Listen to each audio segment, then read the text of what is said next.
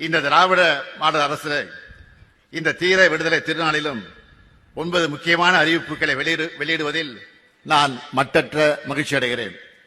முதல் அறிவிப்பு, மாநில அரசு விடுதலை போராட்ட வீரர்களுக்கு தற்போது வழங்கி வரக்கூடிய மாதாந்திர ஓய்வூதியம் 22,000 ரூபாயாக உயர்த்தி வழங்கப்படும். இரண்டாவது அறிவிப்பு, மாநில அரசு விடுதலை போராட்ட தியாகிகளின் குடும்பங்களுக்கு தற்போது வழங்கி வரும் மாதாந்திர குடும்ப ஓய்வூதியம் 12,000 ரூபாயாக உயர்த்தி வழங்கப்படும். மூன்றாவது அறிவிப்பு, வீரபாண்டிய கட்டபொம்மன் வழித்தோன்றர்கள் முன்னாள் ராமநாதபுரம் மன்னர் முத்துராமலிங்க விஜய ரகுநாத சேதுபதியின் வழித்தோன்றர்கள், சிவகங்கை மருது சகோதரர்கள் வழித்தோன்றர்கள் மற்றும் வாவு சிதம்பரனார் வழித்தோன்றல் பெற்று வரக்கூடிய மாதாந்திர சிறப்பு ஓய்வூதியம் 11,000 ரூபாயாக உயர்த்தி வழங்கப்படும். நான்காவது அறிவிப்பு, 2ஆம் உலகப் போரில் பங்கேற்ற தமிழ்நாட்டை சார்ந்த முன்னாள் படைவீரர்களுக்கு வழங்கப்படும் ஆயுட்கால மாதாந்திர நிதி உதவி 15,000 ரூபாயாக உயர்த்தி வழங்கப்படும்.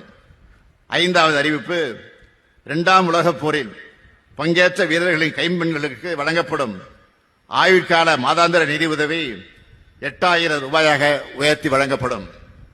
ஆறாவது அறிவிப்பு, தமிழ்நாட்டை சார்ந்த முன்னாள் படைவீரர்கள் வசதிக்காக சென்னை மாதவரத்தில் 33,000 சதுர அடி பரப்பளவில் உள்கட்டமைப்புடன் கூடிய முன்னாள் படைவீரர்கள் தங்கும் விடுதி 22 கோடி ரூபாய் மதிப்பீட்டில் கட்டப்படும்.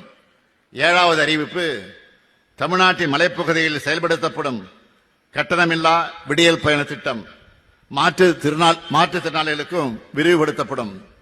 எட்டாவது அறிவிப்பு, ஓட்டுநர் பயிற்சி பெற மாநில அளவில் ஒரு பயிற்சி மையம், மண்டல அளவில் 2 பயிற்சி மையங்கள் மற்றும் மாவட்டத்திற்கு ஒரு ஓட்டுநர் பயிற்சி பள்ளி ஆகியவை தொடங்கப்படும்.